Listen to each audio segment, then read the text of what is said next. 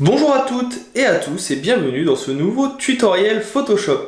Aujourd'hui, je vous invite à venir à la découverte des mock-ups. C'est un sujet que j'ai régulièrement abordé sur la chaîne, mais qui a toujours besoin d'être revu, parce que pour moi il est essentiel quand on fait du business, quand on fait de la création graphique, de pouvoir venir présenter son produit. Aujourd'hui, je fais suite à une demande d'un internaute qui m'a demandé comment réaliser un mock-up sur un mug. Donc, c'est ce que je vous propose. On va partir aujourd'hui sur une photo récupérée sur Unsplash et on va venir y apposer un logo, une illustration ou un projet pour pouvoir voir comment le mapper sur la composition, comment le mettre en place et ainsi avoir un mock-up convaincant. Si jamais ce tutoriel vous a plu, au cours de la vidéo, n'hésitez pas à mettre un petit like, ça permet à la chaîne de continuer à se développer. Vous pouvez également commenter, partager, bref, vous connaissez la chanson, je ne vais pas y passer des heures, et on ne va pas faire une introduction qui va durer 4 heures. Donc, j'espère en tout cas que cette petite vidéo sur le mock-up de Mug vous plaira. Je vous dis à tout de suite pour son visionnage.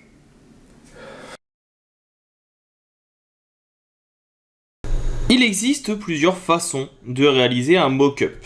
Il existe plusieurs types de mock-up également. Aujourd'hui, je vous propose de vous concentrer sur la création d'un mock-up pour un mug. Vous allez voir que ce n'est pas très compliqué, mais c'est toujours intéressant de revenir sur ses bases. La première chose que je vous invite à faire, c'est déjà de venir créer un nouveau calque. Afin d'avoir quelque chose qui corresponde plus facilement à la taille souhaitée, je vais venir prendre ici une forme. Je prends donc mon outil de sélection et je vais faire quelque chose qui va avoir à peu près la forme ici de ma tasse. Ce sera plus simple pour la suite. Et je vais le remplir pour l'instant de blanc. Je fais un petit CTRL D pour désélectionner. Je fais clic droit et je viens convertir en objet dynamique. Je double-clique, ça me permet d'ouvrir donc mon PSB dans un nouveau fichier.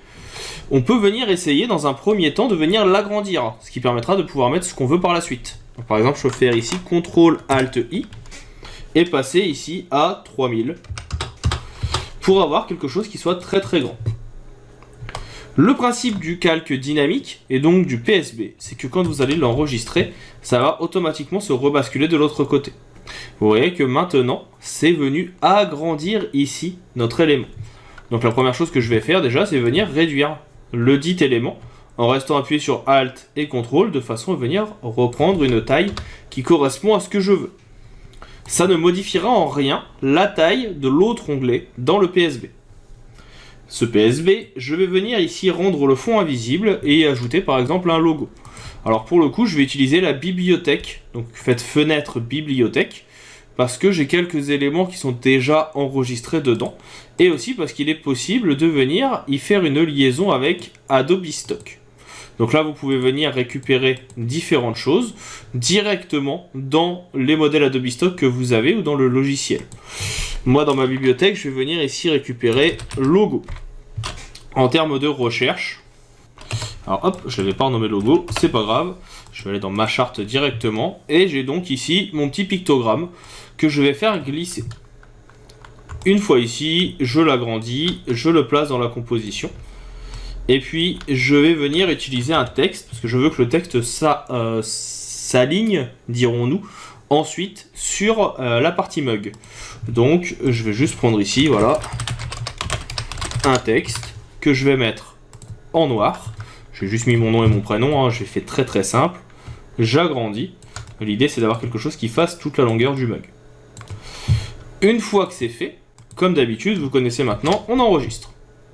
Je referme ma bibliothèque et ici, vous voyez que mon élément a été mis en place.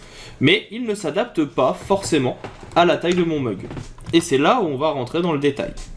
On va venir faire un CTRL T pour transformation manuelle.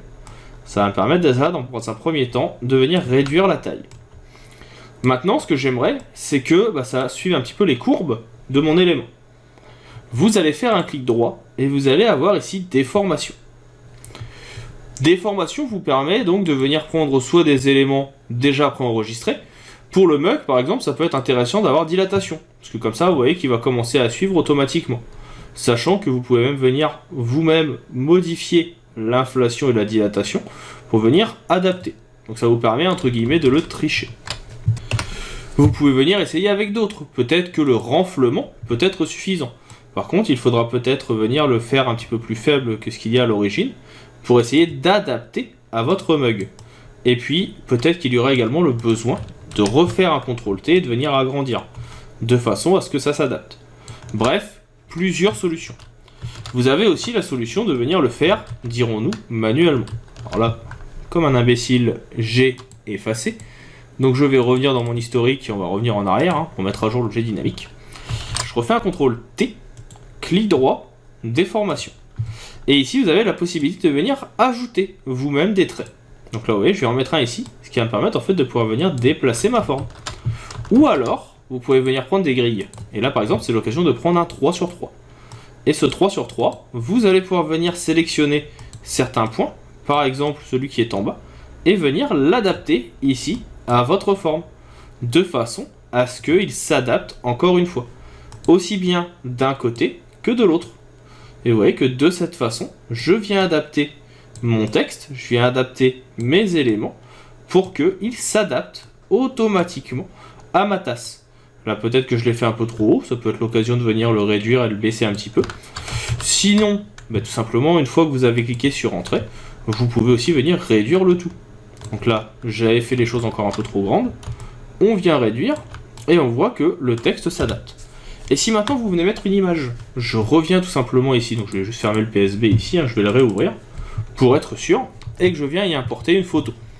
On a tous des photos qui traînent, par exemple ici celle-ci.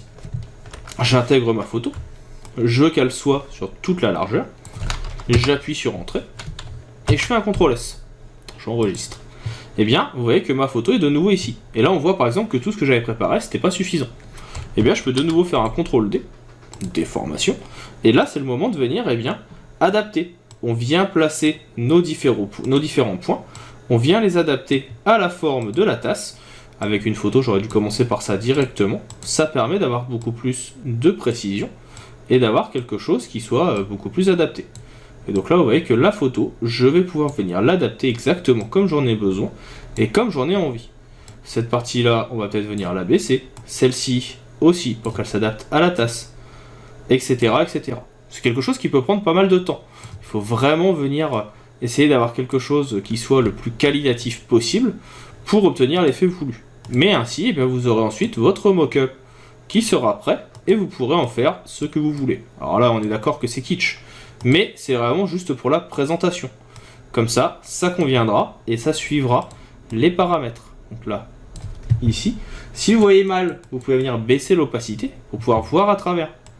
Et donc de cette façon, vous adaptez votre tracé. Donc là, normalement, je vais être un petit peu mieux.